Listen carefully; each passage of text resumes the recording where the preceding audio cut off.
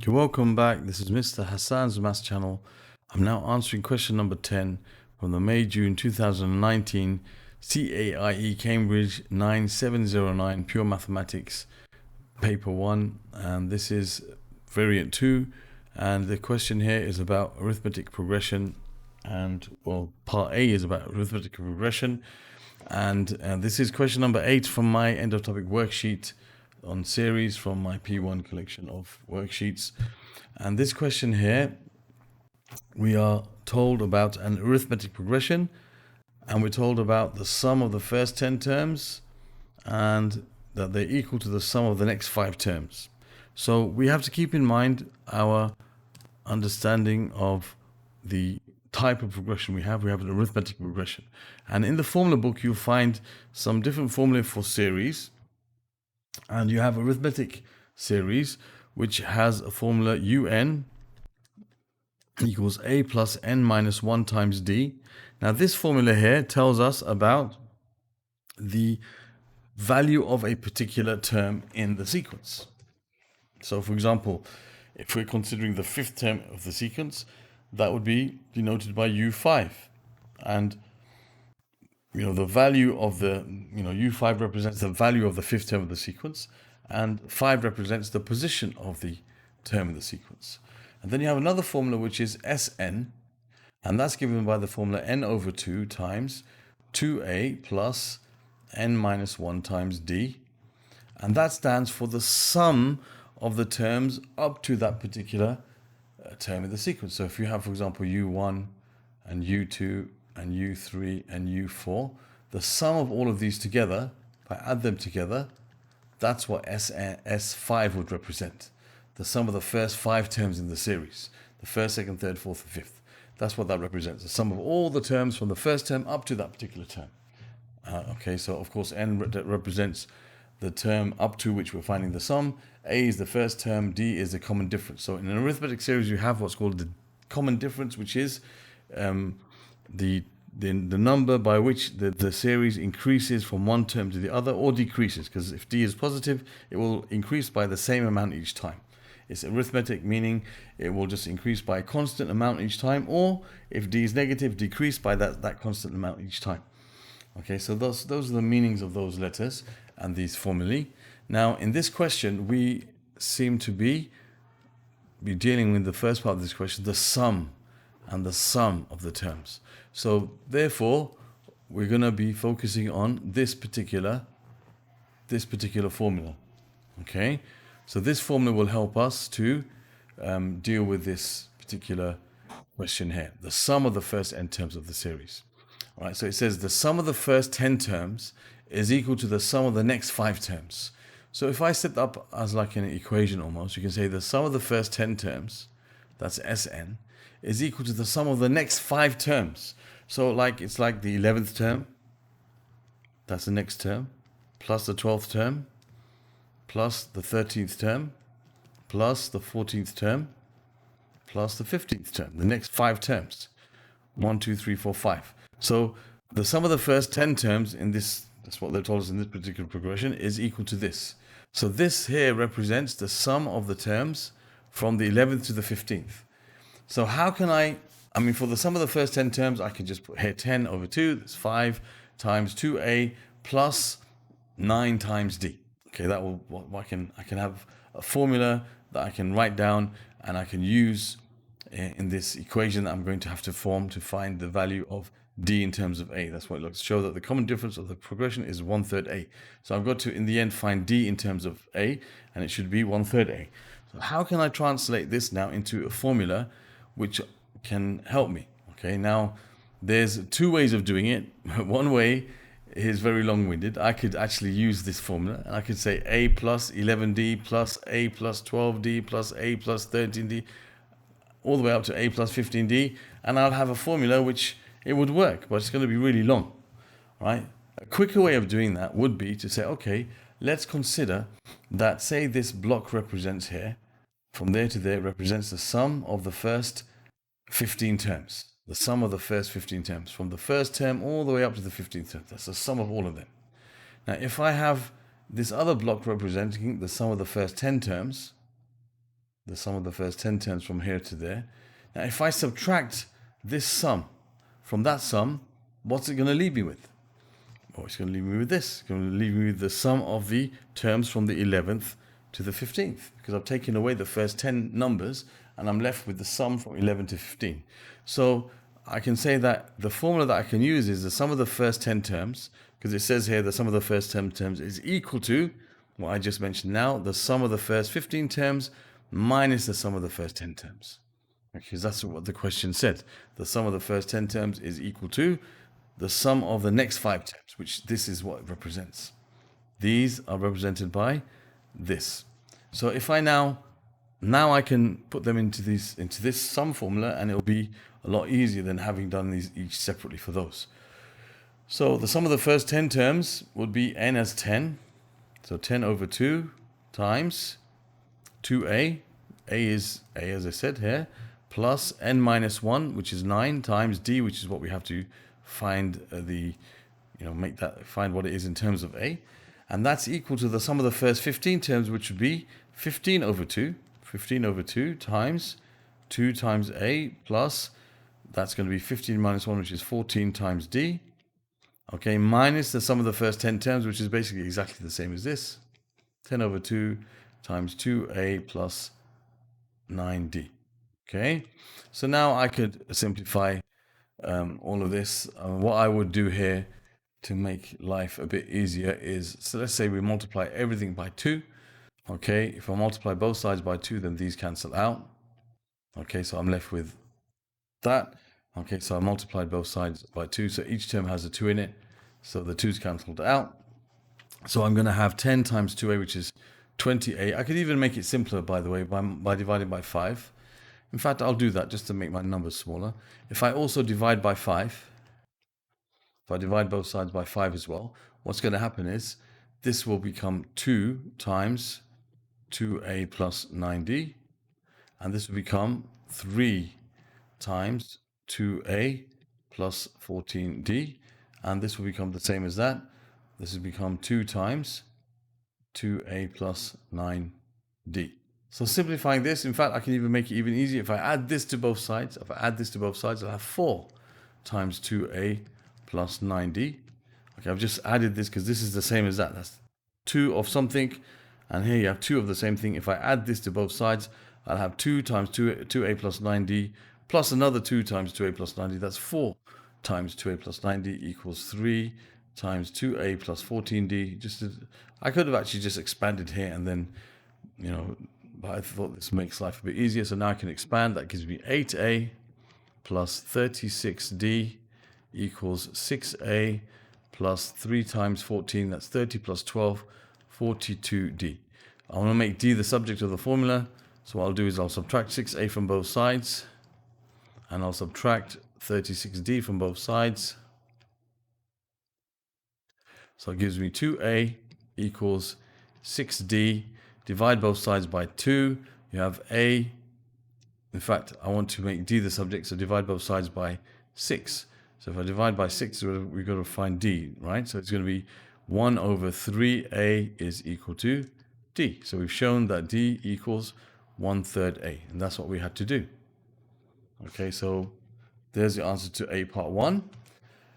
Now for part 2, it says, given that the 10th term is 36 more than the 4th term, find the value of a. So we now know that d equals 1/3 a. All right, we know that. That's a bit of additional information. So here they're telling us, or they're making us consider here, the actual term itself, rather than the sum of the terms. So in this case, we're going to consider the formula un equals a plus n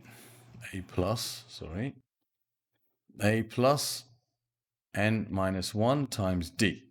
Okay, so we're going to consider here this formula. It says the 10th term. So it says U10 is equal to 36 more than the 4th term. So it's like the 4th term plus 36. So the 10th term in terms of this formula is going to be a plus 9d. So a plus 9d is equal to the 4th term, which is a plus 3d plus 36. Now we know d is 1/3 a. It seems I can find the value of a now, because if I can replace d with the third a, I'll only have a's in my equation. And I can find a then. So a plus 9 times the third a, because d is the third a, equals a plus 3 times a third a, plus 36. So that gives me a plus 3a. 9 times the third is 3, equals a plus 3 times the third is 1. So a plus another a, plus 36. So here I'm going to have 4a equals 2a plus 36. Subtract 2a from both sides. So 2a equals 36. Therefore, we can say a equals 36 divided by 2, which is 18. So there's the answer to part 2 of this question. It's like 10a part 2. Okay, so that answers part 2. Now, I think there is a part B of this question. And there is, yes. So 10 part B, we're told that the sum to infinity of a geometric progression, so now we have a geometric progression, not arithmetic progression, is 9 times, so they told us about the sum to infinity, is 9 times the sum of the first 4 terms. Given that the first term is 12, find the value of the fifth term. So we know a equals 12. Now we're dealing with geometric progressions. So again, the geometric progressions also have their own formula. And a geometric progression is one where you have to not add, but multiply by the same number each time to give you the next term. Okay, and the formula for this is un equals a, which is the first term, times r to the power of n minus 1. Now un again stands for the particular term that you are finding the value of. It stands for the value of that particular term. A stands for the first term, which we're told here is 12. R stands for the common ratio, which is the number that you have to multiply by each time to get to the next term. And n, of course, is for the particular term that we're considering. Now, in geometric series, you have certain types of series which have what's called a sum to infinity. And the sum to infinity that exists when the magnitude of the common ratio is less than 1. All right? And we have a formula for the sum of a geometric series, which is Sn equals a times, and you have one formula which is 1 minus r to the power of n over 1 minus r, and you can also use another formula which is very similar, r to the power of n minus 1 over r minus 1. Now, if the value of, or the magnitude of r is greater than, or less than 1, then we'll use this form here. Okay, if it's greater than 1, we'll use that form. Now, when there's a sum to infinity, and that's another formula that we'll also have, the sum to infinity of a geometric series is given by a over 1 minus r. All right, now, it's always a over 1 minus r because the sum to infinity only ever exists when the magnitude of r is less than 1. So we'll use this, it's derived from this formula here. So these are the different formula we have to deal with in this question. The sum to infinity and the sum of the first 4 terms. And we have to find the value of the fifth term. So we have to use all of these formula, this one at the end. So the sum to infinity is a over 1 minus r. So it told us the sum to infinity of a geometric progression is equal to, is 9 times the sum of the first 4 terms. So 9 times the sum of the first 4 terms. In fact, I'll write it like this first. I'll say the sum to infinity, which is denoted by this symbol here. The sum to infinity is 9 times the sum of the first 4 terms. Now the sum to infinity is a over 1 minus r.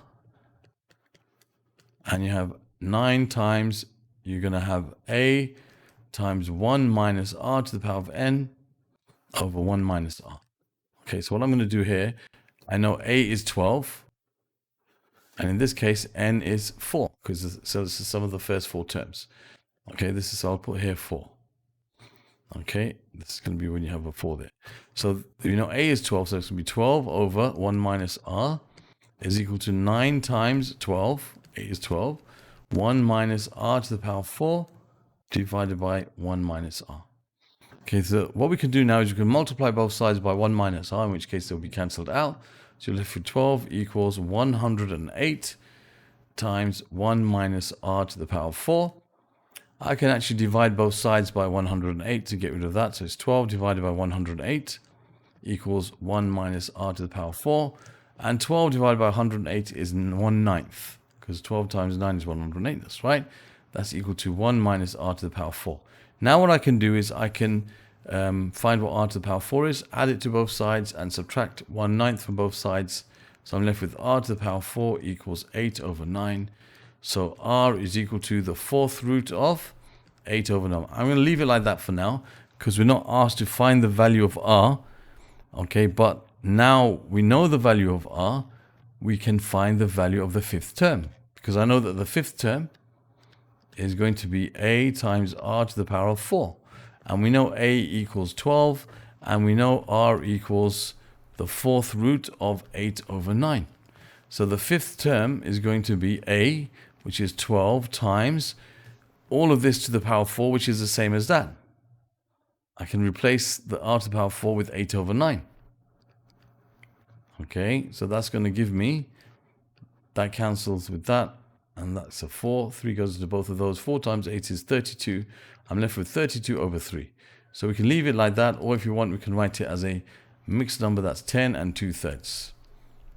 Okay, or 10.6 recurring if you want. So there, that's the answer for our question here. We could leave it like that if you want to as well. Now there's one little point here which I should have written down, that this could have been the positive or negative square root of 8 over 9. Okay, because this is an odd power here. So it's possible here that the common ratio is negative. It's possible. It doesn't tell us anything that could mean otherwise. It's possible that we have a negative common ratio. That's something very possible here. Okay. However, it doesn't really matter, because the term that we're looking for, the 5th term, is going to be when you raise this common ratio to an even power. All right. So therefore, whether it was positive or negative, you'll end up with r to the power of 4 positive. You'll end up with 8 over positive 8 over 9. Okay. So if it was such that they said find the value of the 4th term, then really they should give us some indication as to which, what sign the common ratio has. Okay, or we could give two possible answers then. Okay, it could be if r was negative, root of 4th root of 8 over 9, then we'd get a particular value. When you raise it to the power of 3, it would be negative. If it was positive, it would be positive. There will be two possible values for the 5th term. There will be the same value but opposite signs. Okay, but because we're looking at the term which is the 5th term, where r is raised to the power of 4, positive power, even if the common ratio is negative, that's going to end up as being a positive value. Okay, so there's something that we need to take into account here. In this case, we don't really have to think about that much, but that's a little point that it could affect questions that you might see. So that concludes question number 10. Okay, I hope that was clear. Other questions from this particular paper, when I get around to answering them, will be in the playlist that will appear in this region over here. Other questions from the topic of series from P1 Cambridge Maths will be appearing in the playlist that will appear over here. And other questions from this end of topic worksheet number 9 on series, the playlist for that will appear over there in this section here. You can subscribe to my channel by clicking on this link, and the video, which is linked on the card on the top of the screen. Throughout this video, it tells you how to use my channel to find the material that you might be interested in, whether it's A-Level, Edexcel, or Cambridge, or IGCSE. You can learn how to find my material from that video. Thank you for watching, and see you soon.